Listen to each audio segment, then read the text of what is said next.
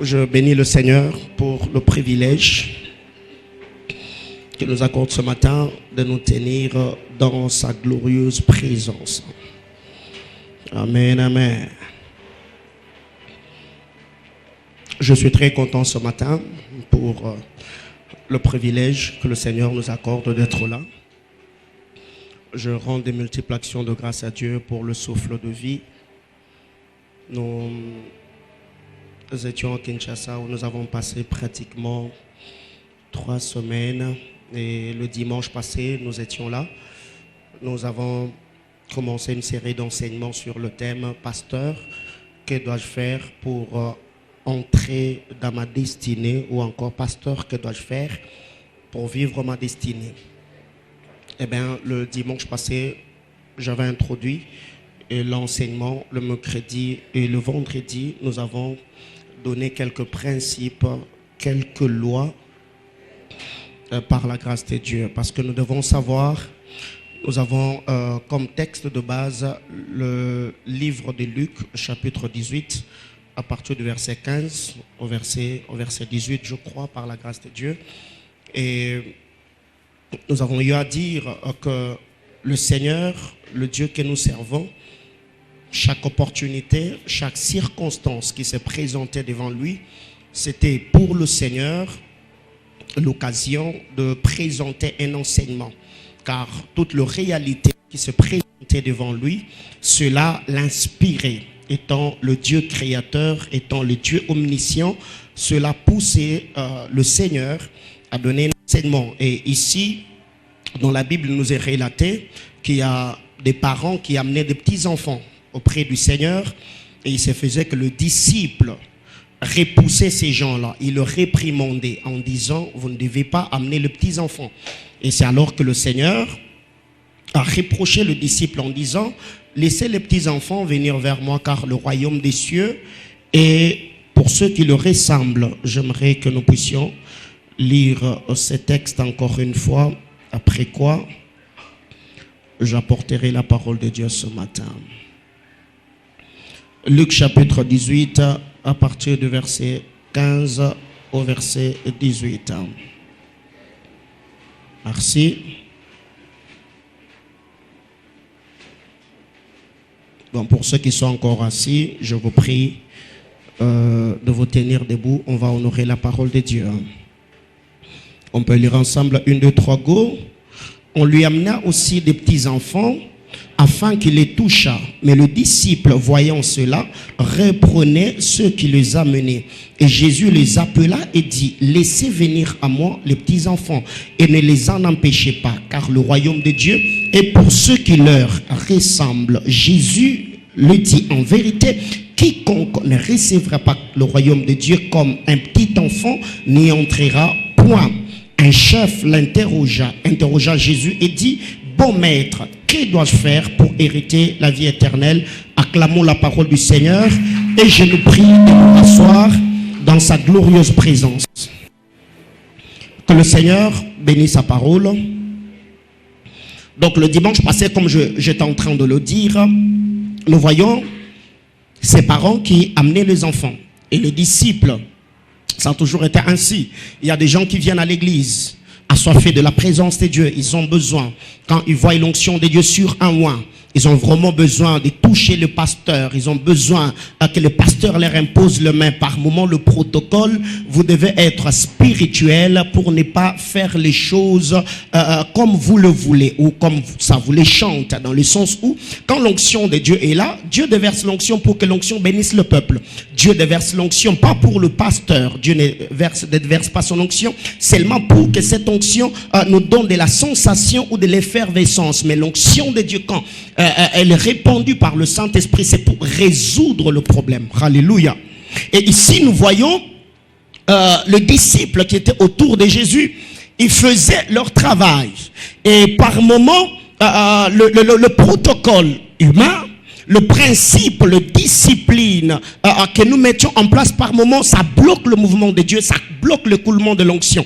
Imaginez-vous l'onction de Dieu quand ça descend, quand Dieu déverse l'onction, c'est pas seulement pour le responsable, c'est pas seulement pour le parent, mais les enfants, ils ont également besoin de l'onction. Pourquoi? Parce qu'aujourd'hui, il y a l'initiation des parts de dessins animés. Les enfants que nous envoyons à l'école, nous ne connaissons pas l'état d'âme de personnes qui les enseignent, nous ne connaissons pas l'état d'âme de personnes qui les encadrent. Les enfants avec qui nos enfants étudient, excusez ma tautologie, à l'école, nous ne connaissons pas leur état d'âme. C'est ainsi que quand les enfants viennent à l'église et que l'onction de Dieu est là, vous qui venez avec les enfants, quand vous voyez l'onction de Dieu au culte, il faut toujours amener vos enfants pour que l'homme de Dieu, la personne sur qui cette onction est déversée, impose le main et libère quelques paroles de bénédiction sur les enfants. Alléluia.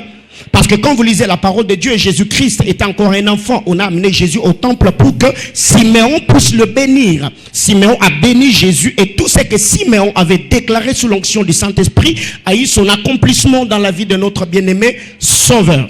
Alléluia. Donc je demanderai aux protocolaires de l'église, je demanderai à ceux qui travaillent à la sécurité, quand l'onction de Dieu est là, vous devez être spirituel. Vous devez être spirituel. Vous ne devez pas commencer à bloquer tout le monde. Ne venez pas, ne touchez pas le pasteur. Donc je ne suis pas une vedette. Je suis un serviteur de Dieu. Vous devez seulement veiller que sous l'onction, que quelqu'un ne me fasse pas du mal. Alléluia. Parce que quelqu'un peut venir parce qu'il a tellement besoin de recevoir l'onction. Donc, il a besoin même de se projeter sur le pasteur. Donc, et le pasteur, c'est lui qui a besoin de l'onction. Donc, et l'onction lui-même. Donc, on est par terre. Donc, nous devons veiller sur cela. Alléluia. Mais si vous sentez que la personne vient pour être touchée, être affectée par l'onction de Dieu, il faut laisser la personne venir. Calmement, bonnement, on va prier pour la personne et le Seigneur va manifester sa puissance, n'est-ce pas? Alléluia. Donc, ici, nous devons retenir, il arrive que quand le disciple est en train de reprôner ceux qui amenaient les enfants, le Seigneur les a reprochés. Il a dit non, non, laissez les petits enfants venir vers moi et ne les en empêchez pas. Car le royaume de Dieu est pour ceux qui leur ressemblent. Donc ici nous voyons qu'il y a un point de ressemblance. Ceux qui doivent entrer dans le royaume des cieux, ils doivent avoir l'attitude des enfants, ils doivent ressembler aux enfants. Et nous connaissons très bien pour ceux qui ont le parent ou bien ceux qui ont des enfants plutôt, ou ceux qui vivent dans des maisons où il y a des petits enfants, nous savons très bien que les petits enfants ont beaucoup de choses à nous apprendre dans les domaines de l'amour, les domaines du pardon, les domaines de la sensibilité, les domaines de l'affection, mais beaucoup d'enfants vraiment dans le domaine du partage, ils ne sont pas les modèles. Alléluia. Parce qu'un enfant, tu peux lui acheter les bonbons, tu lui donnes le bonbon, c'est toi qui as acheté. Et quand tu lui demandes ses mêmes bonbons, il commence à refuser. Alléluia. Dans le domaine du partage, donc les enfants jusque-là ne sont pas des modèles. Parce que, quelque part, les enfants sont égoïstes. Alléluia. Je vous l'ai dit en vérité, quiconque ne recevra pas le royaume de Dieu comme un petit enfant n'y entrera point. Donc ici, il y a d'abord la ressemblance. Nous devons ressembler aux petits enfants si nous voulons entrer dans le royaume. Et nous devons également manifester une attitude dans la réception du royaume. Donc, nous avons dit le dimanche passé que l'impact du message dépend de la manière dont tu reçois ces messages. Alléluia. Et là, nous voyons le Seigneur, après avoir dit cela, il y a un chef qui pose la question au Seigneur, « Bon maître, que dois-je faire pour hériter la vie éternelle? Que dois-je faire pour hériter la vie éternelle ?» C'est là même que nous avons tiré notre terme de l'année. Pasteur, que dois-je faire pour réussir en 2019? Donc, cette année, le thème, nous allons de pasteur en pasteur. Pasteur, que dois-je faire? Pasteur, que dois-je faire? Et le dimanche, le mercredi plutôt, je ne saurais pas récapituler tout ce que je dis le dimanche parce que je cours derrière les temps. Donc, le mercredi, nous avons parlé de combien de lois le mercredi? 3 lois. Nous avons parlé de 3 lois pour ceux qui étaient là le mercredi. Premièrement, nous avons parlé de la loi de la nouvelle naissance. Parce que la destinée dont il est question ici, c'est la destinée avec Dieu. Donc ici, nous ne sommes pas à l'université où on vient, on vous donne l'enseignement et sans pour autant vous présenter le Seigneur, sans pour autant vous parler de Jésus, sans pour autant vous parler de Dieu, car le professeur qui vous donne la mathématique, il n'a rien à voir avec la vie du Seigneur. Donc il va te donner le principe médical, le principe d'arithmétique, le principe économique pour que tu réussisses. Mais quand nous venons à l'église, la destinée dont nous sommes en train de parler, c'est la destinée avec Dieu. Donc, pour que nous puissions réussir la vie dans cette destinée, nous devons marcher avec le Seigneur. Or, on ne peut pas marcher avec Dieu sans au préalable l'avoir reçu comme Seigneur et sauveur. C'est là que j'ai donné premier principe, le principe, la loi de la nouvelle naissance, selon Jean chapitre 3 du verset 3 au verset 5. C'est l'histoire de Nicodème. Et le vendredi, par la grâce de Dieu, nous avons eu à enrichir cette loi dans le sens où nous avons mis de l'emphase ou une différence entre la conversion et la nouvelle naissance. La conversion, c'est le oui de l'homme à Dieu, et la nouvelle naissance, c'est le oui de Dieu à l'homme. Et nous avons pris le texte de Luc chapitre 15, l'histoire du fils prodigue. Le fils prodigue a pris l'héritage qui lui revenait dans la maison de son père. Il est allé dans un pays lointain. Il a dilapidé tout ce qu'il avait hérité de son père, tout ce que le père lui avait donné. Et un temps donné, la Bible déclare, un moment donné plus tôt, la Bible déclare le fils prodigue étant rentré en lui-même. C'est ça la conversion, étant rentré en lui-même. Il s'est dit, non, jusque-là, le mercenaire, même dans la maison de mon père, ils ont les pains en satiété, alors que moi, je suis en train de crever. Il s'est levé. Le fait de prendre cette décision, prêché par la voix de la conscience, culpabilisé par le Saint-Esprit, nous voyons le fils prodigue qui s'élève. Il dira plutôt, je dirai à mon père, je prêchais contre le ciel, je prêchais contre toi, pardonne-moi, même si tu ne sauras pas, mais réintégrer dans la famille comme ton fils, mais traite-moi comme l'un de tes mercenaires. Là, c'est la conversion. Il s'est repenti. Il a reconnu qu'il avait offensé Dieu, il a reconnu qu'il avait offensé le Seigneur. Et nous ne nous convertissons pas, nous ne nous répentons pas seulement parce que nous avons la bonne volonté, mais la Bible déclare la foi vient de ce qu'on entend, et ce qu'on entend vient de la parole de Christ. Donc il n'y a pas conversion, il n'y a pas repentance sans l'écoute de la parole de Dieu. Donc même si un ange t'apparaît dans ta chambre, même si tu as entendu la voix de Christ qui t'est apparu dans ta chambre, dans ta salle de bain, donc le Seigneur a parlé pour que tu arrives à te repentir, n'est-ce pas? Donc, et ici nous avons dit, par rapport à la loi de la nouvelle naissance, nous devons naître de nouveau pour commencer la marche. Et nous voyons que la conversion, le fils prodigue est allé vers son père. Mais la nouvelle naissance, c'est quand le père a accepté, a réintégré ses garçons dans la famille. La nouvelle naissance, c'est quand Dieu dit oui. Quand Dieu nous accepte, il nous donne son esprit selon le livre de Jean chapitre 1er du verset 11 au verset 13. La Bible déclare, à tous ceux qui l'ont reçu, à tous ceux qui croient en son nom, il leur a donné le pouvoir de devenir enfants de Dieu. Ce pouvoir, nous l'avons au moyen de la repentance. Et ce pouvoir, nous l'avons au moyen de la conversion, au moyen de l'écoute de la parole de Dieu. Quand nous entendons la parole, le Seigneur nous donne son esprit, qui est le sceau de notre appartenance. Et là, nous devenons enfants de Dieu. Là, nous faisons partie du royaume céleste. Deuxième loi, nous avons parlé de la loi du renoncement. Dis à ton voisin, la loi du renoncement. Luc chapitre 9, le verset 23.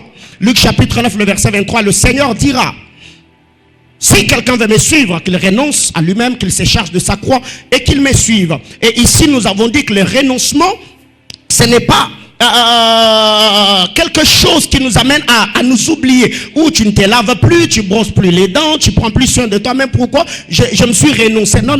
Pourquoi? Parce que la nouvelle naissance ne chasse pas naturel. Tu es devenu enfant de Dieu, tu parles en d'autres langues, mais n'est-ce pas, tu manges, n'est-ce pas?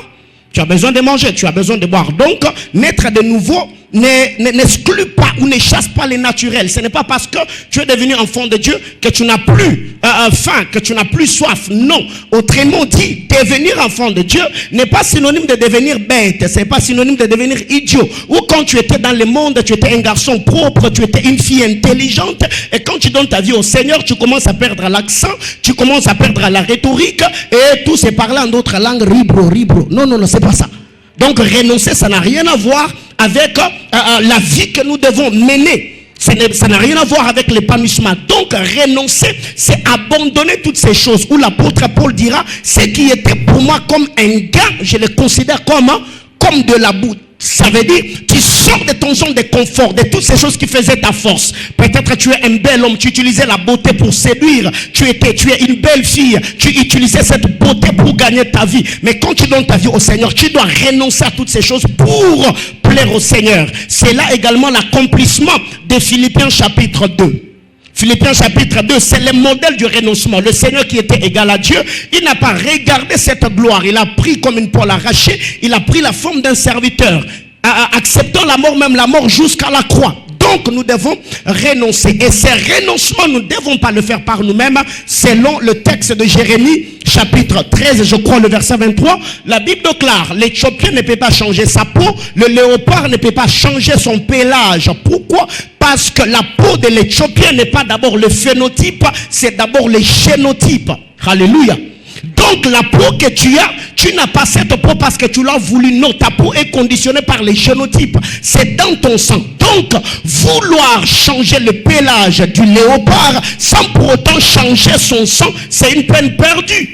C'est pourquoi Proverbe nous dit, même si on prenait un insensé, on le pilait dans un mortier, sa sottise ne va pas se séparer de lui. Donc, pour arriver à renoncer à ces choses, nous devons d'abord préalable naître de nouveau. La nouvelle naissance nous confère l'Esprit de Dieu, et c'est l'Esprit de Dieu qui va nous amener à renoncer à toutes ces choses. Et nous devons renoncer à quoi? À tout. Selon Luc chapitre 14, le verset 33. Donc, je vais vite. Troisième chose, nous avons parlé de la loi de l'intégrité. La loi de l'intégrité. Quatrième loi, nous avons parlé de la loi de l'information. Donc le mercredi, vous qui n'étiez pas là, vous avez raté. Non, la loi de l'information, c'était déjà le vendredi. La loi de l'information, nous avons dit que jusque-là, il y a des choses que vous n'avez pas parce que vous n'avez pas eu de bonnes informations. Exemple de Joseph. Joseph errait dans les champs, il errait dans ses déserts, il errait dans ses champs. Pourquoi? Parce qu'il n'avait pas la bonne information. Il a fallu que Joseph rencontre un homme dont la Bible ne nous présente pas son nom ou encore son identité. C'est cet homme qui avait l'information que Joseph a besoin. Cet homme a demandé à Joseph, que cherches-tu? Il a dit, je cherche mes frères. Montre-moi là où ils se trouvent. Il a dit, non, j'ai entendu tes frères dire, allons à Dothan. Donc il faut le rejoindre là-bas. La loi de l'information peut t'introduire dans ta destinée. Si Simon fils de Jonas est devenu Pierre, c'est par l'information. La femme à la perte de sang, si elle a trouvé la guérison, c'est par rapport à l'information. Donc, vous allez vous rendre compte que tous ceux qui ont rencontré le Seigneur dans la Bible, ils ont eu l'information, et cette information les a conduits au lieu de leur destinée. Alléluia. Cinquième loi, nous avons parlé de la loi de la formation ou la loi de l'équipement. La loi de la formation, il faut être formé, il faut être équipé. La Bible déclare dans Proverbe 21-31 que le cheval est tout équipé pour les jours de la bataille. Donc, quand tu sens que tu as une très grande destinée, ne reste pas seulement en train de prier. Il faut chercher l'équipement. Il faut te faire former. Et si tu n'as pas le moyen d'avoir la formation, tu peux t'auto-former. Alléluia.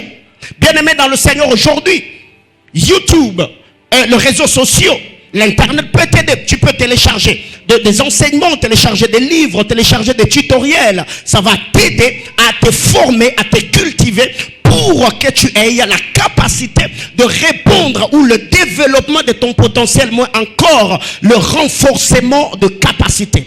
Alléluia.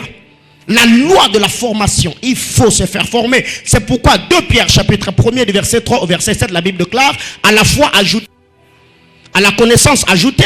Donc l'homme doit se bâtir. Il faut travailler, il faut chercher l'équipement. Nous avons parlé de Moïse qui a connu cette règle de 3-40. Il a fait 40 ans en Égypte, il a fait 40 ans dans le désert et 40 ans de la mission. Nous avons parlé de disciples. Les disciples, ils ont fait 3 ans au pied du Seigneur et nous l'avons dit en semaine. Si le Seigneur avait une école théologique, donc dans le système LMD, je dirais que Simon-Pierre était licencié en théologie, n'est-ce pas? Ils ont fait 3 ans. Ils ont fait 3 ans au pied du Seigneur.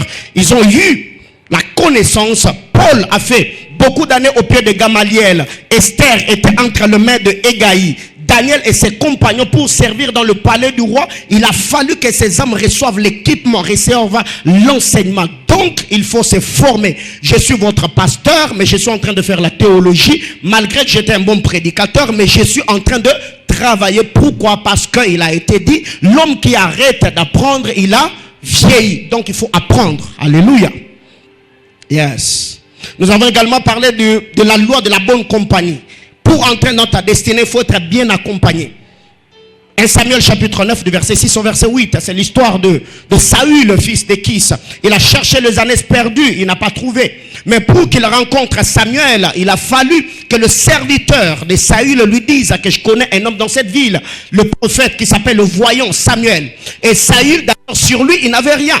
L'argent que Saül a eu pour donner à l'homme de Dieu, c'est son serviteur qui le lui avait donné. Donc il faut être bien accompagné. Il faut être bien accompagné. Si la Bible déclare dans 1 Corinthiens chapitre 15, le verset 33, que les mauvaises compagnies corrompent les bonnes mœurs, donc la bonne compagnie aussi peut te faire entrer dans ta destinée, n'est-ce pas? Donc il faut devenir sélectif. Tu ne dois pas être ami à tout le monde. Non. Seuls ceux qui ne sont pas jaloux de leur destinée s'affichent avec n'importe qui. Est-ce que quelqu'un me comprend ce matin? Yes. La loi de la bonne compagnie. Et le vendredi, nous avons eu à partager par la grâce de Dieu en disant ceci: tous ceux qui sortaient de l'Égypte, pensez-vous qu'ils avaient le même niveau de la prospérité? Je dirais non. Pourquoi? Parce que le Seigneur a dit à Moïse: tu diras aux enfants d'Israël, lors de leur sortie, ils vont demander la richesse, les biens en or, en argent, auprès de leurs voisins. Donc, la richesse de ceux qui sortaient de l'Égypte était fonction de la richesse de leurs voisins. Si ton voisin est pauvre, donc tu vas sortir de l'Égypte pauvre. Est-ce que quelqu'un me comprend? Parce que c'est ce que Dieu a dit. Imaginez-vous, moi je suis là, j'ai mon frère Paul comme voisin, j'ai mon frère Peter comme voisin. Et le frère Peter n'a pas l'argent. Et le frère Paul, non, c'est pas une prophétie, donc tu seras un homme riche. Donc mon frère n'a pas l'argent et Paul a l'argent. Imaginez-vous que celui qui est à ma gauche est pauvre, mais celui qui est à ma droite est riche. Donc si je vais demander à celui qui est à ma pauvre, est-ce que je vais sortir en Égypte avec la richesse? Non. Et c'est là que nous avons dit qu'un homme qui veut être béni de toutes parts ne prie pas seulement pour sa propre bénédiction, il bénit même ses ennemis.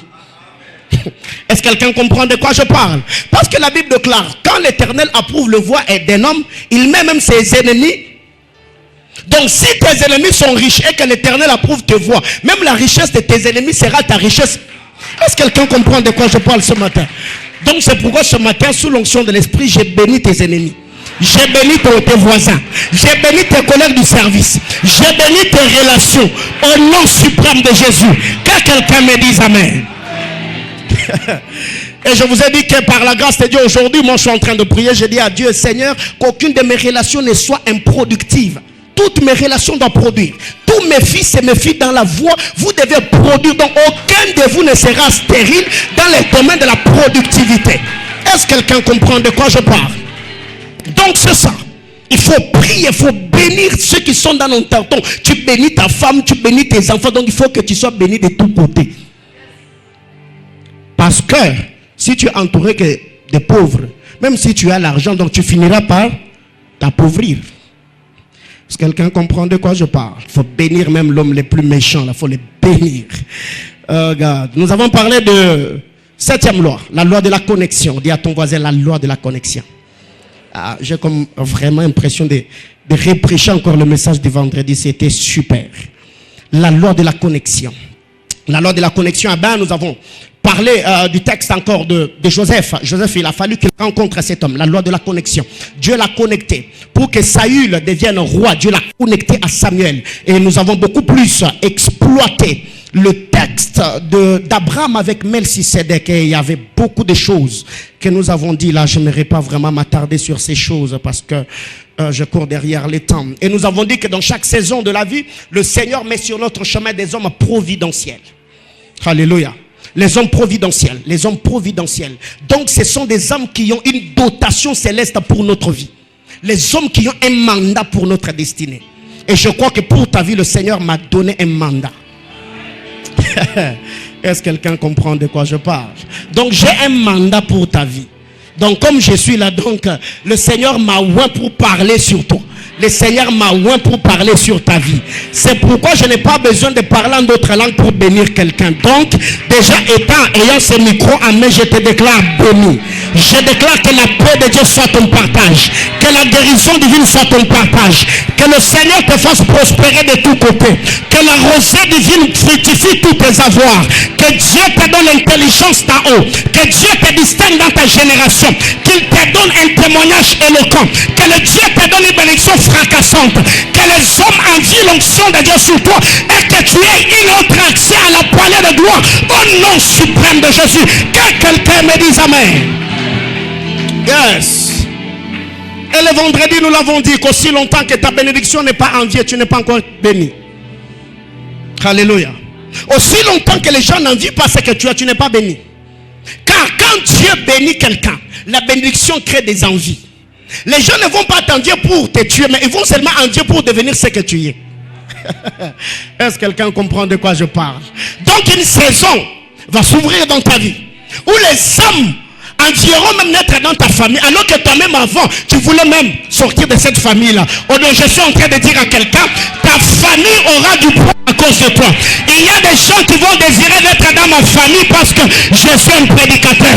Il y a des gens qui voudront être dans ta famille parce que toi tu es dans cette famille-là. Je prie et déclare que Dieu donne du poids au nom de ta famille par toi. Que Dieu donne du poids à ton nom. Que Dieu donne du poids à ton nom. Au nom suprême de Jésus. Ton nom ne sera pas porteur de la honte.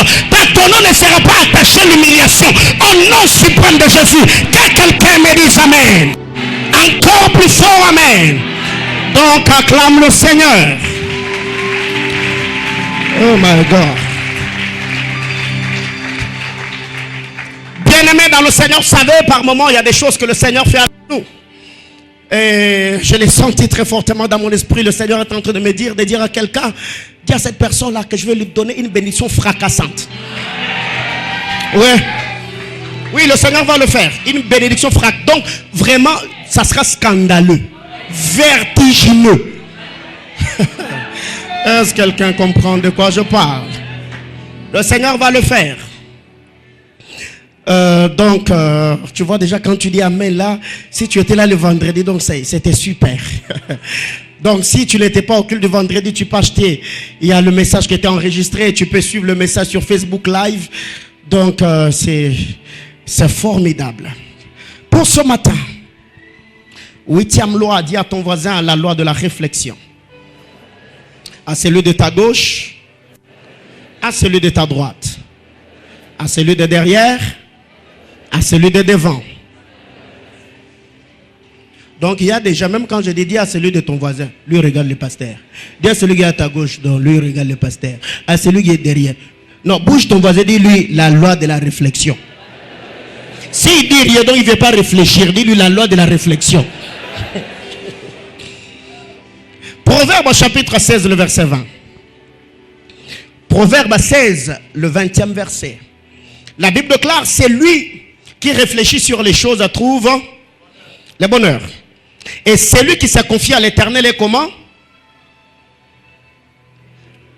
Est heureux. La loi de la réflexion. Celui qui réfléchit sur les choses trouve le bonheur. Mais toujours dans le même livre de Proverbes, je crois au chapitre 25, la Bible déclare, la gloire du roi est de cacher les choses. Et la gloire du roi est de faire quoi? Et de sonder les choses. Donc, la loi de la réflexion est également une loi majeure et importante qui peut ouvrir de grandes portes de la destinée. Celui qui réfléchit sur les choses trouve le bonheur. Donc, il faut par moment s'asseoir et réfléchir. Faire le bilan de ta vie. Faire une étude évaluative par rapport à ta destinée. Pourquoi? Parce que beaucoup d'entre nous, nous continuons à échouer toujours en croyant qu'on a la foi. Bien-aimé dans le Seigneur, j'ouvre une parenthèse, je l'ai toujours dit. La foi véritable ne rend pas les choses faciles. Dieu n'a jamais promis que ça sera facile. Non. Le Dieu que nous prions n'est pas le Dieu de la facilité, mais nous prions un Dieu de possibilités. Car la foi véritable est celle qui rend les choses de plus en plus compliquées. C'est pourquoi même la Bible nous parle de l'épreuve de notre foi. Donc le Seigneur, en te donnant la foi, il n'a pas dit que ça sera facile. Le Seigneur n'a pas dit que la foi rendrait les choses faciles. Non, la foi véritable, la foi biblique, la foi de l'évangile est celle qui rend les choses possibles. Car dans le monde, il y a deux personnes qui ne peuvent pas échouer. Un, Dieu. La Bible déclare, tout est possible à Dieu. 2, à celui qui croit. Donc, le créateur qui est détenteur de la foi, il n'échoue pas. Et l'homme qui est bénéficiaire de la foi, il ne peut pas échouer. Pourquoi? Parce que la foi te permet d'opérer au même niveau que Dieu. Le Seigneur n'a pas voulu qu'il soit l'unique personne dans le monde, dans l'univers, à opérer dans le domaine de la puissance. Mais le Seigneur a voulu également opérer avec ceux qui ont la foi. Donc, celui qui possède la foi, il opérera dans le même standing, au même palier de gloire que Dieu. Donc, nous devons savoir que la loi de la réflexion est une loi importante pour quiconque veut faire des progrès évidents. Est-ce que quelqu'un me comprend jusque-là? Bien-aimé dans le Seigneur. Donc, on ne peut pas parler de la loi de la foi, la loi de la réflexion plutôt, sans pour autant parler de la solitude. Car la solitude est le laboratoire de ceux qui ont des destinées glorieuses. Dis à ton voisin, la solitude est le laboratoire des grands hommes. Bien-aimés frères, pourquoi beaucoup d'entre nous échouent? Parce que on aime toujours être accompagné. On aime toujours amuser la galerie. L'homme par moment n'aime pas s'asseoir et faire face à sa destinée. L'homme n'aime pas qu'on lui rappelle qu'on lui ses échecs. L'homme aime toujours être accompagné plutôt pour oublier un peu les maux, pour oublier un peu le fléau, pour oublier un peu les choses qui l'accablent. Donc si tu n'actives pas la loi de la réflexion, tu n'entreras jamais dans l'amélioration, parce que c'est la réflexion qui te permettra d'évaluer les choses, ce qui a marché, ce qui n'a pas marché, ce qui a été, ce qui n'a pas été, afin que tu puisses corriger ce qui a corrigé, améliorer ce qui a amélioré. Bien-aimé dans le Seigneur, il y a un temps où tu dois te déconnecter de ta télé, te déconnecter de tous tes réseaux sociaux, te déconnecter de tes amis, te déconnecter de ta femme, te déconnecter de tes enfants, te déconnecter de ton mari, t'asseoir toi-même, réfléchir sur les choses que tu es appelé à faire. Ça, c'est ce que beaucoup de gens n'aiment pas faire. Pourquoi? Parce que l'homme noir, l'homme africain, il aimerait toujours, il a toujours tendance à mettre sur la tête, les épaules des autres à ses échecs. En disant, si je n'ai pas étudié, c'est parce que papa est licencié. Si je ne travaille pas, c'est parce qu'il n'y a pas d'entreprise. Bien-aimé dans le Seigneur, au niveau où tu es, s'il y a l'unique personne qui peut trahir ta destinée, c'est toi-même. Car il faut savoir que si Dieu ne veut pas, le diable ne peut. Si Dieu ne veut pas, le diable ne peut pas. Donc, le diable n'est pas d'abord le premier ennemi de l'homme par rapport à la destinée, non. Par moment, il y a des choses qui ne marchent pas parce que nous sommes devenus. Nous avons la mollesse. Il y a trop de léthargie. Tu te lèves le matin, tu te couches tard. Tu te lèves très tôt, tu te couches tard. Tout le temps, c'est méga. Facebook, WhatsApp, Snapchat, Twitter, Instagram. Bien-aimé dans le Seigneur, quand est-ce que tu vas t'asseoir, réfléchir afin de prendre des décisions qui vont bouleverser ta vie? Il y a d'autres réflexions, il te faut seulement changer le milieu. Sortir un peu de ton zone de confort. Tu peux aller à la montagne, tu peux aller dans une retraite, réfléchir avec Dieu. Donc la réflexion que je suis en train de parler, ce n'est pas la réflexion où tu vas réfléchir pour avoir une vie amère, pour que ta destinée devienne morose. C'est une vie, une réflexion que tu dois avoir avec le Saint-Esprit. Tu poses des questions à Dieu dans les prières afin que le Saint-Esprit te donne des orientations, des directives qui vont booster ta vie afin que tu aies accès à un autre palier. Est-ce que quelqu'un comprend de quoi je parle? Mais beaucoup d'entre nous, nous n'aimons pas la solitude. On n'aime pas cela. Tout le temps, on est accompagné. Même à l'église, on entre avec notre connexion. On est connecté sur tous les réseaux sociaux. Eh bien, quand le téléphone vibre, tu réponds au message. Par moment, étant pasteur, je me suis rendu compte que tous ceux qui utilisent leur téléphone en plein culte, ils ne sont pas toujours en train de lire la Bible. Parce qu'aujourd'hui, avec les Bibles électroniques que nous avons, tu peux voir quelqu'un avec son téléphone. Toi, tu penses qu'il est en train de méditer sur l'écriture, donc il est en train de répondre au message. Mais il est où? Dans la présence de Dieu. Il est à l'église. La parole de Dieu est en train d'être prêchée. Mais cette personne, il est en train de chiquer. Il est en train de s'éclater la tête. Pourquoi? Parce que lui, il n'est pas là. Bien-aimé dans le Seigneur, par moment, tu dois t'isoler, tu dois te retirer. Il faut s'asseoir et te poser des questions, des grandes questions sur ta destinée. Qui suis-je? Pourquoi je vis? Ou parce que j'ai mon éternité? Qu'est-ce que je suis censé faire dans cette saison? Et un homme qui réfléchit, il aura de bonnes résolutions. Et ces bonnes résolutions vont même changer son comportement. Vous verrez que sa façon de faire, sa façon de travailler, sa façon de s'habiller va changer. Pourquoi? Parce que dans la réflexion, il a eu de bonnes résolutions qui vont se répercuter sur sa façon de faire et de vivre dans la société.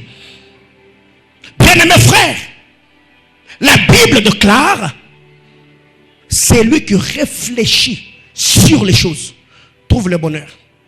Donc le bonheur n'est pas à la portée de tous. Est-ce que quelqu'un comprend de quoi je parle? Oui. Le bonheur n'est pas à ta portée.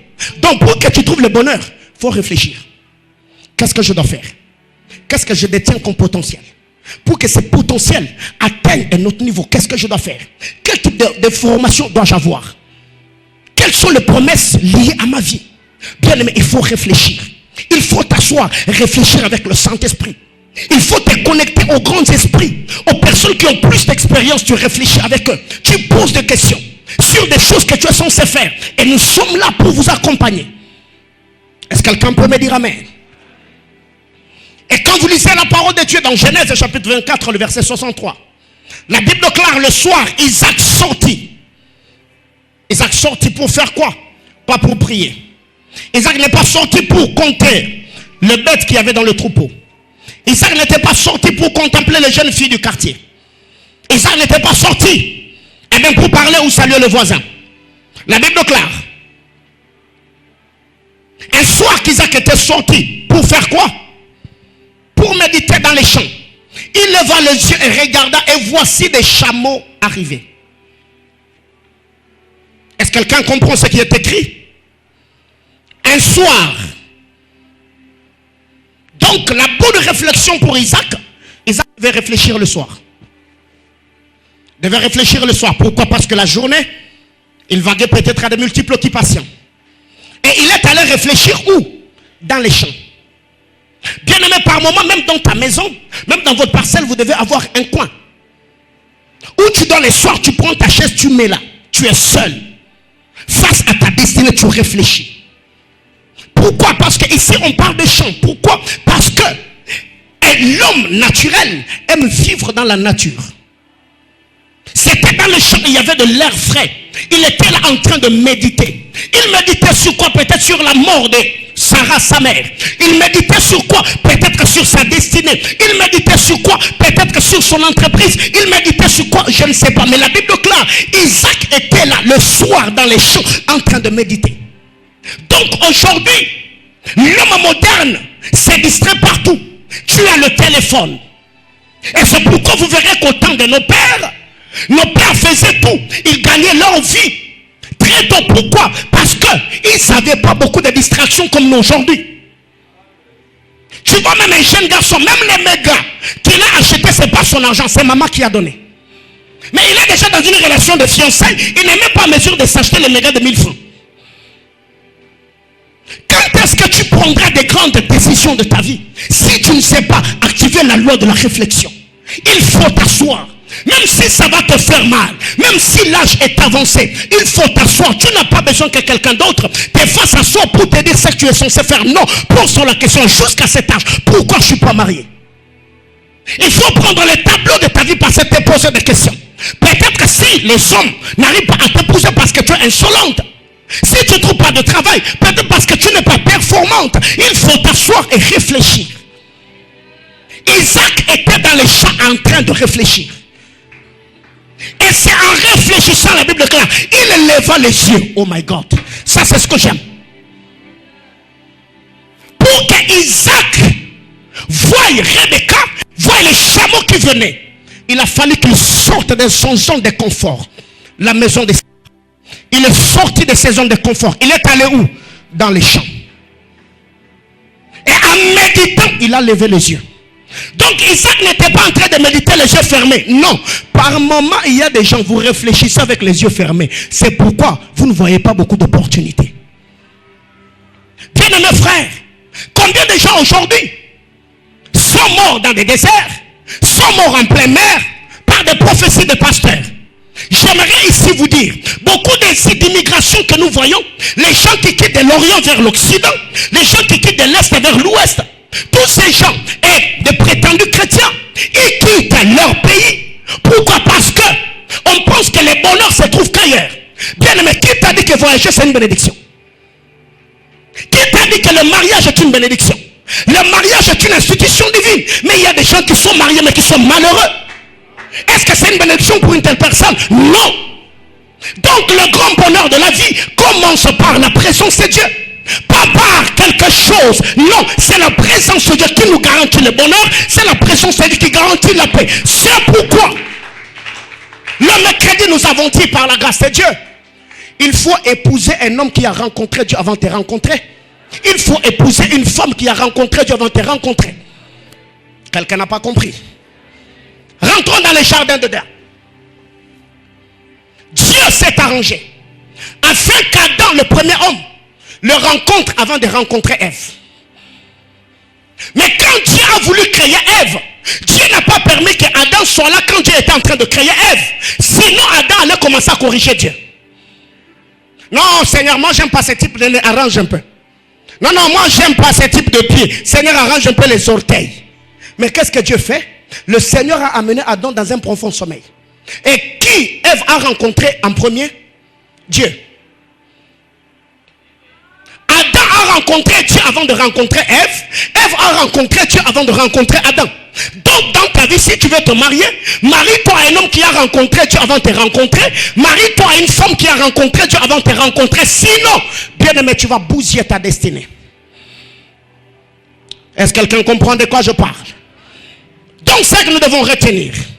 Isaac était dans ses champs en train de réfléchir. Il leva les yeux et regarda. Donc ici, lever les yeux, je prends ceci comme quand tu es là en train de réfléchir, il ne faut pas bloquer ton esprit. Il faut ouvrir ton esprit aux inspirations que Dieu est censé te donner. Tu peux être là en train de réfléchir. Seigneur, pourquoi ma vie financière ça ne marche pas? Est-ce que j'ai payé mes dîmes? Est-ce que j'honorais mes vœux? Est-ce que le Saint-Esprit peut venir te donner une idée? Boum! Et tu sens que là, ça vient fraîchement du trône. Prends cette idée-là, mets-le par écrit. Et en ayant cette idée, il faut activer la loi de la promptitude. Dès que Dieu te parle, le Seigneur n'est plus là où il t'a parlé, il t'a précédé dans ce qu'il t'a dit. Beaucoup de personnes aujourd'hui, nous prions le Seigneur. Dieu vient, il te dit une chose et tu restes là où Dieu t'a parlé. Non, quand le Seigneur te dit je te bénirai, le Seigneur n'est plus là où il t'a parlé. Le Seigneur t'a déjà précédé dans ce qui va produire cette bénédiction. Aussi longtemps que le général Naaman était devant la maison du prophète Élisée, il était en train de faire passer les temps. Pourquoi? Parce que la guérison avait quitté la bouche du prophète, elle planait sur le Jourdain. Donc le général devait aller au Jourdain, se plonger, faire les 7 plongeons dans les eaux du Jourdain pour qu'il soit guéri. Dès que le sacrificateur a dit à Anne que le Dieu d'Israël au devant de qui tu t'es tenu exauce ta prière. Donc Samuel n'était plus au temple, Samuel était dans la chambre de Anne. Est-ce que quelqu'un comprend de quoi je parle? Donc quand le Seigneur te parle, il faut activer la loi de l'impromptitude. Tu dois quitter là où Dieu t'a parlé. Il faut aller, il faut suivre le mouvement de l'esprit. Pourquoi? Parce que Dieu est dynamique, mais il n'est pas statique. Est-ce que quelqu'un comprend de quoi je parle? Isaac a levé les yeux. Il a vu le chameau qui arrivait. Donc ce matin, spirituellement, je peux dire à quelqu'un, je suis en train de voir des chameaux. Est-ce que quelqu'un comprend ce matin? Oui, moi j'ai vu à ta place. Je vois des chameaux qui sont en train de venir. Mais il faut te préparer pour le recevoir. Est-ce que quelqu'un comprend de quoi je parle? Non, je parle sur la vie et la destinée de quelqu'un. De la même manière que le cœur de Jacob était froid quand on lui annonçait la venue, la vie de Joseph son fils. Mais la Bible déclare, quand il a vu le chameau, son cœur et son esprit se raniment. Je suis comme un messager de bonnes nouvelles. Je te dis que la chose que tu attends de Dieu existe. Je te dis l'onction que tu cherches en train de venir. Je suis en train de dire à quelqu'un, le projet que tu viens de commencer, ça va réussir. J'annonce ces choses sous l'onction du Saint-Esprit. Tu le verras et ton cœur et ton esprit va se ranimer. Pourquoi? Parce que Dieu parle toujours dans le vide, afin que quand le vide prendra la forme, celui qui sera dans le forme comprenne le fond. Oh my God, est-ce que je parle à quelqu'un ce matin? Oui, je suis en train de voir quelqu'un. Dieu lui donnait une tunique multicolore.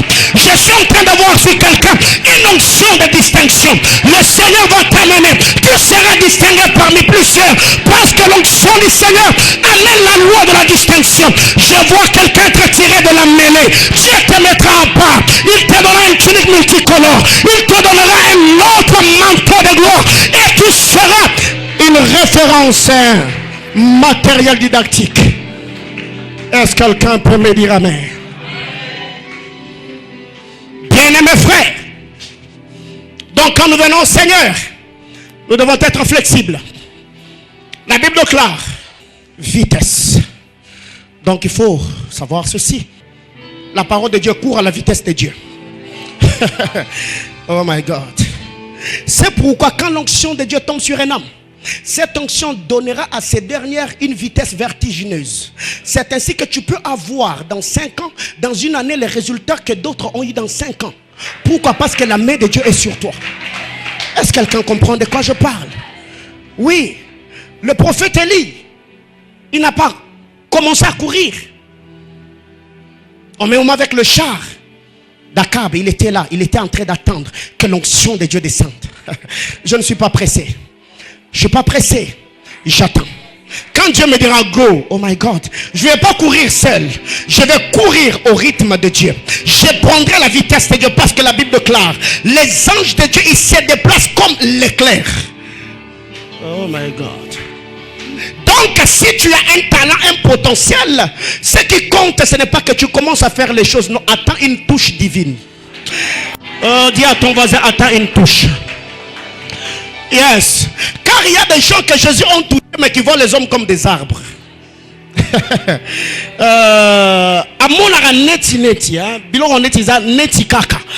Mais il faut attendre une seconde touchée. La seconde touchée, c'est ce qui te permettra de voir clair. Il y a des sœurs qui se sont précipitées à se marier, mais dans le mariage, ils rendent compte que son homme est comme un arbre. Quand tu regardes à sa tête, ça t'énerve. Quand tu regardes ses épaules, ça t'énerve. Mais je suis en train de dire à quelqu'un, attends une seconde touchée. Mais si Dieu t'a déjà touché dans le mariage, Dieu te donne le collier. Que Dieu mette le collier sur tes yeux pour que tu vois ton homme comme tu dois le voir. Mais si tu es célibataire, même si un homme tape dessus, ne te précipite pas. Attends une seconde touchée. Oh my God. Attends une seconde touchée. Car Seth est plus grand qu'Abel. Seth est plus grand qu'Abel. La naissance d'Abel, Abel seul est adorateur. Mais quand Seth est né, il lui-même le père des adorateurs. Est-ce que je peux prêcher à quelqu'un comme je le sens? Est-ce que je peux prêcher comme je le sens? Bien-aimé dans le Seigneur, il y a des gens dans la vie qui, Dieu, visite la famille que par lui. Donc, il est tout pour la famille. Mais moi, je n'aime pas que tu sois ce type de personne. J'aimerais que par toi, que d'autres entrepreneurs sortent de la famille. Que par toi, d'autres licenciés sortent de la famille. Que par toi, des hommes intègres sortent de la famille. Car Abel est le seul adorateur. Quand Abel est vivant, c'est Abel qui adore. C'est Abel qui sacrifie. Mais gloire soit rendue à Dieu pour Caïn. Que Dieu bénisse Caïn.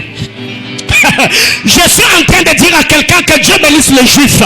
La Bible déclare aussi longtemps qu'une graine ne tombe dans la terre, elle ne meurt et reste seule. Mais si elle meurt, elle portera plusieurs graines. C'est ainsi que Caïn, étant les Juifs, ils devaient tuer Abel pour que Seth naisse. La naissance de Seth a fait à ce que les adorateurs viennent. Il a fallu que Jésus soit tué pour que le Saint-Esprit descende. La venue du Saint-Esprit a fait de toi adorateur. Ça fait de moi adorateur.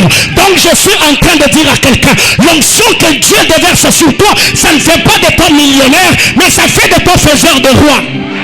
Oh my God! Je suis en train de dire à quelqu'un, je ne suis pas prédicateur, je suis le père de prédicateurs. Je ne suis pas prophète, je suis le père de prophètes. Comme Samuel, j'engendre des rois, j'engendre des sacrificateurs. Oh my God! J'ai dit à quelqu'un ce matin qui est dans une juridiction prophétique, qui est connecté à une onction prophétique, qui est connecté à un message prophétique, qui est connecté à une alliance prophétique. Donc tu es un fils de prophète et tu as une destinée prophétique. Des mariages et des travail. Oh, une destinée. Je suis en train de dire à quelqu'un, c'est pas pour longtemps, c'est... Oh my God. Oh God. Est-ce que quelqu'un comprend de quoi je parle?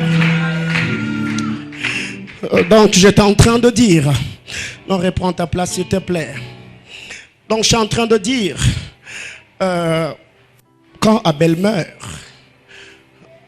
Adam a l'amertume dans l'âme. Caïn a trahi. J'ai perdu.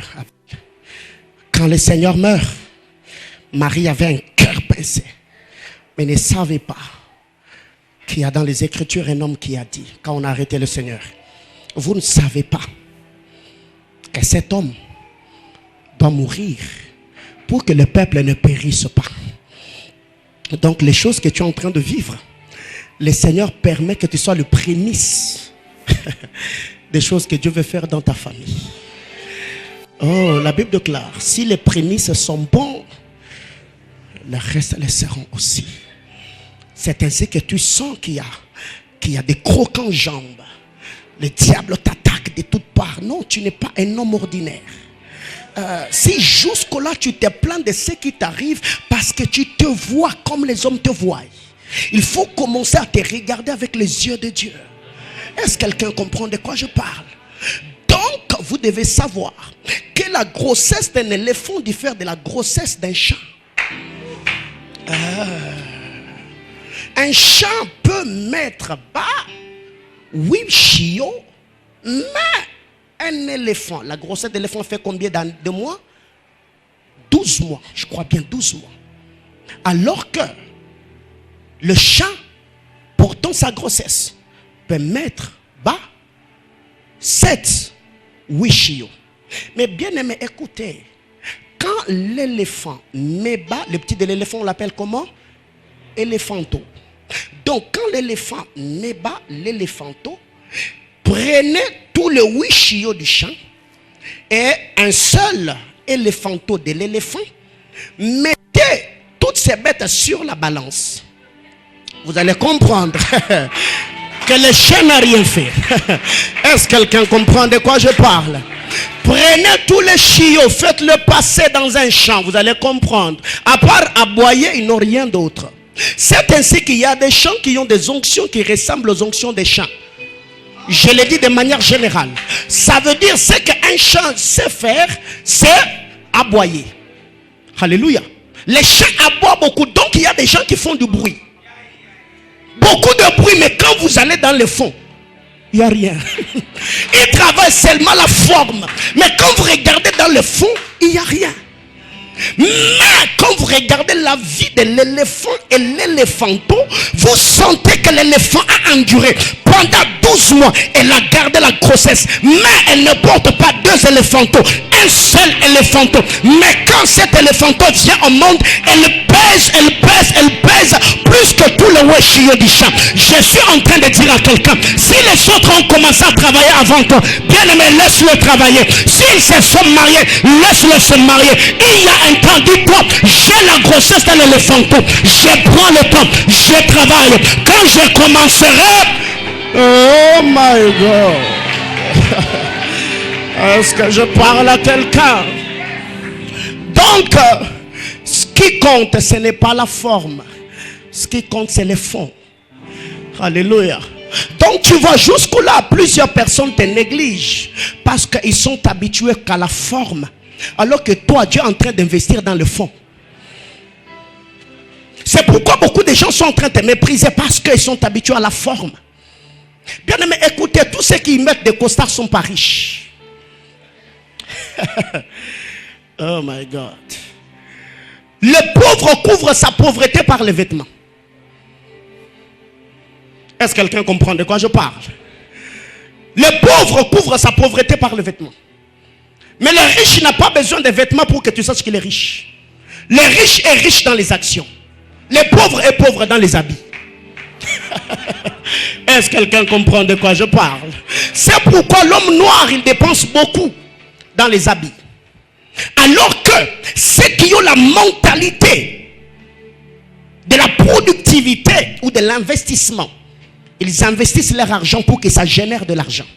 C'est ainsi que tu verras quelqu'un, comme je l'ai toujours dit à Kinshasa, il te dit, Master, Mbachozomon est un ring nandal, donc c'est un ring nandal. C'est un ring nandal.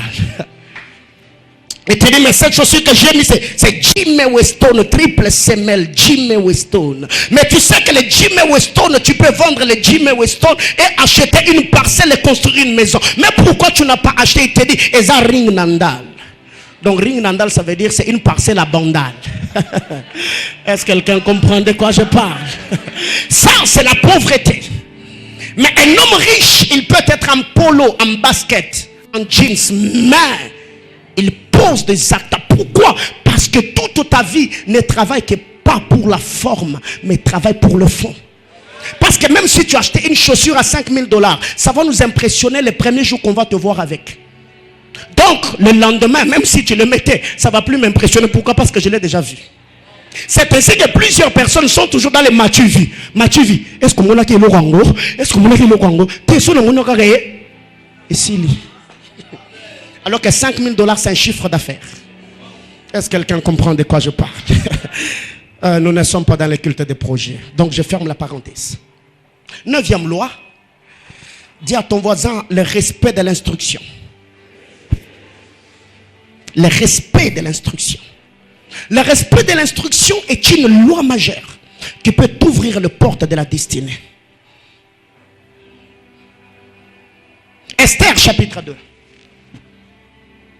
Esther chapitre 2. Car je crois que plusieurs personnes, quand j'ai donné ce thème, ils se sont dit certainement, le pasteur va nous dire, il faut beaucoup prier, il faut beaucoup jeûner, il faut beaucoup étudier.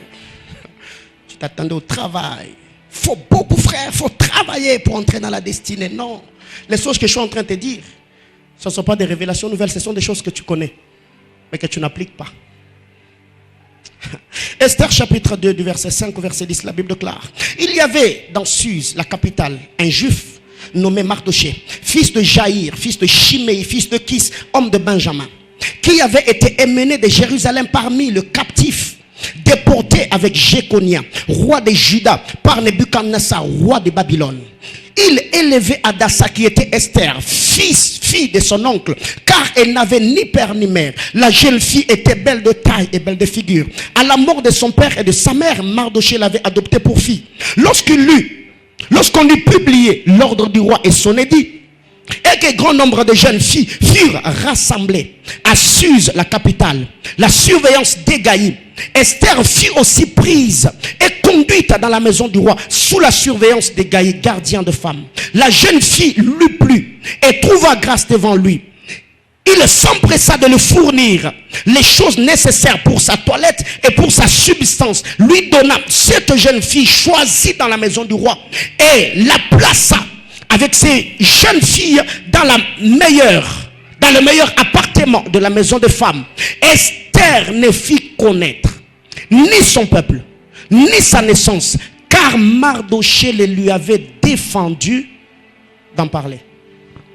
Dis à ton voisin le respect de l'instruction. Bien-aimé dans le Seigneur,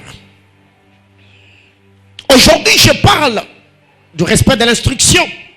Mais c'est une loi qui est inclue dans la loi de la discrétion, que je parlerai peut-être au courant de la semaine ou le dimanche prochain. Le respect de l'instruction. Plusieurs personnes aujourd'hui, vous n'entrez pas dans votre destinée parce que vous ne respectez pas les instructions qui vous sont données par Dieu. Vous devez savoir, ta destinée n'est pas mienne. Ton potentiel, le mode opératoire de ton onction, ce n'est pas le mode opératoire de mon onction. Ta juridiction spirituelle, ce n'est pas la même juridiction spirituelle avec moi. Les choses que Dieu te demande de faire, ce n'est pas les choses que Dieu me demandera de faire. Donc nous devons savoir de la même manière, nous n'avons pas une même empreinte digitale, nous n'aurons pas également le même mode opératoire dans le royaume.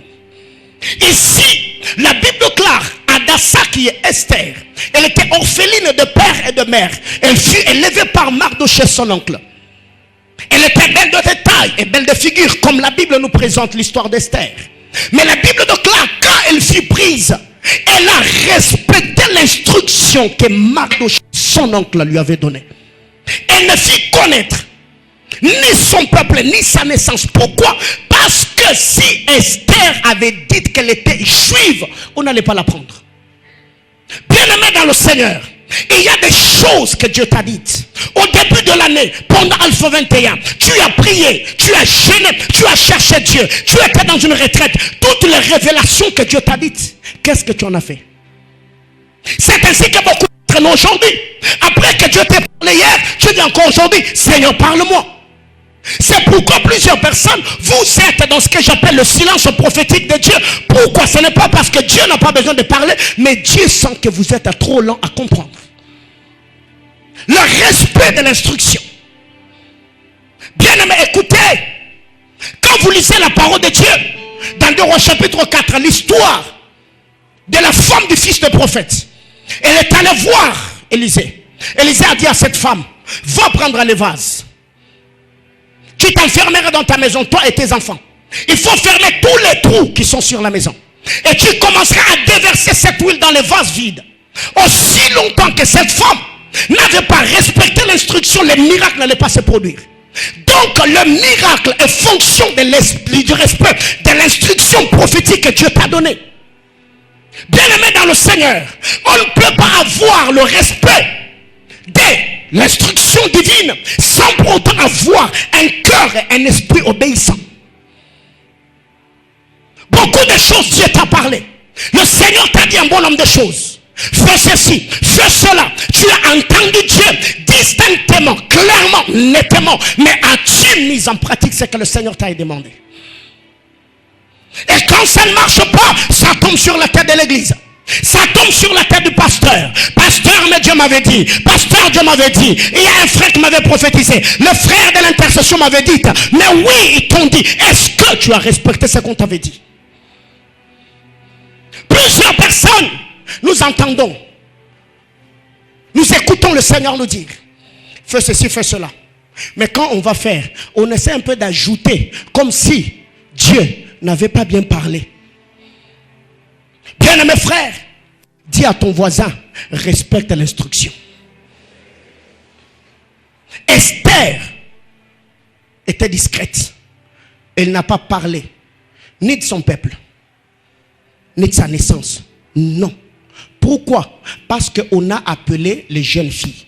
Moi, je suis jeune fille. Vous avez besoin de jeunes filles. Vous n'avez pas besoin de connaître mon nom. Vous n'avez pas besoin de connaître ma naissance. Vous n'avez pas besoin de connaître mon peuple. Bien-aimé dans le Seigneur, il y a plusieurs personnes aujourd'hui qui ont échoué parce que vous avez négligé tout ce que Dieu vous dit. Bien-aimé dans le Seigneur, l'épanouissement de ta vie est dans une parole, dans une orientation, dans une directive. Donc vous devez prêter attention à tout ce que Dieu vous dit. Est-ce que quelqu'un comprend? Imaginez-vous que l'ange ait dit à la mère de Samson, pendant la grossesse tu ne vas pas boire le vin. Pourquoi? Parce que le saint enfant que tu portes est un serviteur de Dieu. Mais au milieu de la grossesse, la mère de Samson commence à s'enivrer. Est-ce que Samson allait naître le fort Samson qu'on connaît? Non. Peut-être qu'elle allait mettre au monde un garçon parce que Dieu ne m'aime pas. Mais Samson gaza makasta. Parce que esprit moria ivrognerie ngabota manango. Donc la force de Samson est également dans le respect de l'instruction que Dieu a donnée à sa mère. Bien-aimé dans le Seigneur, vous devez savoir, si vous voyez des gens opérer à un autre palier de la vie, si vous voyez des gens opérer au standard de Dieu, vous devez comprendre que ces hommes-là, au-delà d'entendre Dieu parler, ils ont fait ce que le Seigneur leur a demandé de faire. Lisez la parole de Dieu. Le Dieu que nous prions est un Dieu qui donne des instructions. À Moïse, il a dit pour que la mer s'ouvre, étends ta main. À Josué, il a dit que le sacrificateur devait porter l'arche. Donc chaque étape de ta vie, il ne faut pas penser que Dieu est un Dieu qui doit opérer avec toi toujours dans le même système. Moi, Dieu me parle toujours comme ça. Moi, Dieu se révèle toujours comme ça. Donc, tu deviens un religieux. C'est que quand le Seigneur viendra sous une autre forme, tu ne vas pas le recevoir. Pourquoi? Parce que tu as déjà mis Dieu dans un bocal. Un homme spirituel bouge avec Dieu. Quand Dieu te dit fais ceci, tu bouges. Quand Dieu te dit va là-bas, tu vas. C'est là que tu auras des résultats escomptés et tu vivras la gloire de Dieu. Pourquoi? Ne pas respecter l'instruction t'amènera à échouer lamentablement dans tout ce que tu fais. Bien-aimés frères, je crois qu'au milieu de nous, il y a des gens qui ont eu déjà à retirer l'argent chez Western Union, n'est-ce pas? Imagine toi, tu vas. L'argent est envoyé en ton nom. Tu as les codes, mais tu arrives, on te dit, pour qu'on te donne l'argent, il faut nous donner la photocopie de ta carte de lecteur. Tu dis, madame, moi je n'ai pas de carte de lecteur. Je vous donne les noms, les codes, c'est ça. Donnez-moi l'argent, on va te servir? Non. Moi, ça m'est arrivé. Il y a quelqu'un qui m'envoie l'argent, je vais chez Western. J'ai dit, madame, j'ai toujours retiré l'argent ici.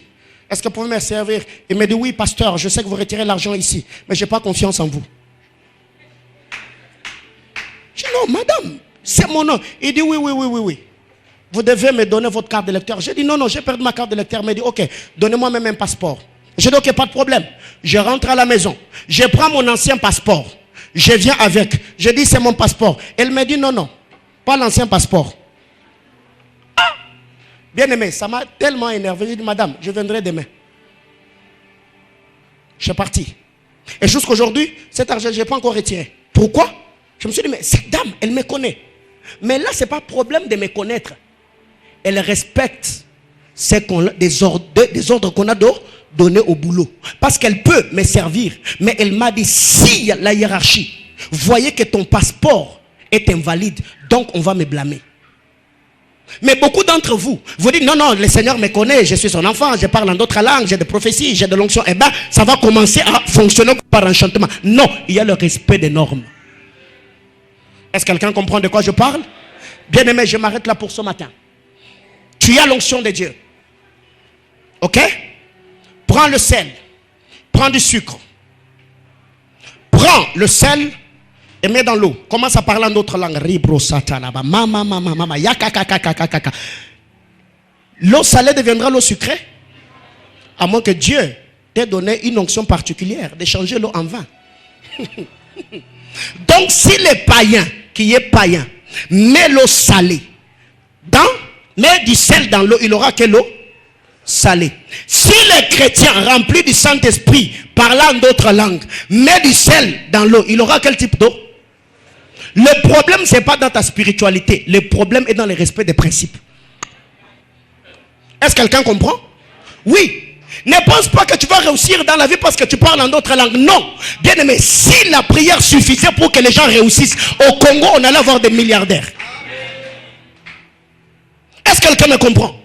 Si seulement la prière était suffisante, bien aimé, je vous dis, en tout cas cette église, j'allais avoir même 10 000 membres. Aujourd'hui, qu'est-ce que ça t'a fait? De venir voir le pasteur à l'entrée de la barrière.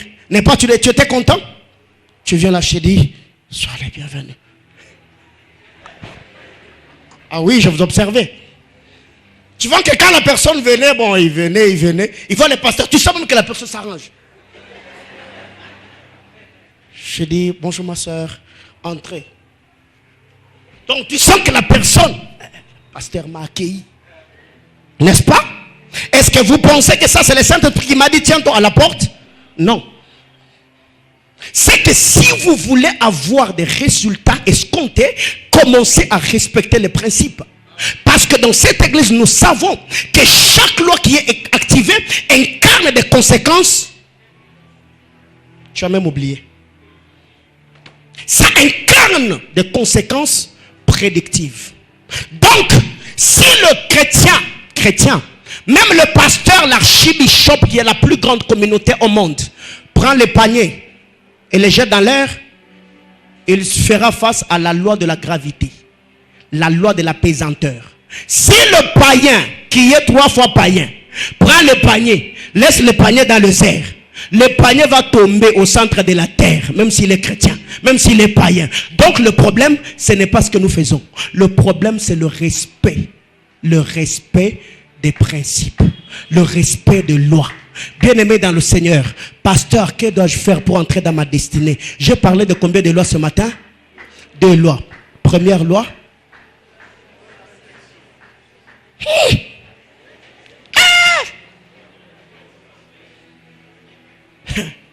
La loi de... Ok. Deuxième loi. Le respect de l'instruction. Que Dieu nous bénisse abondamment.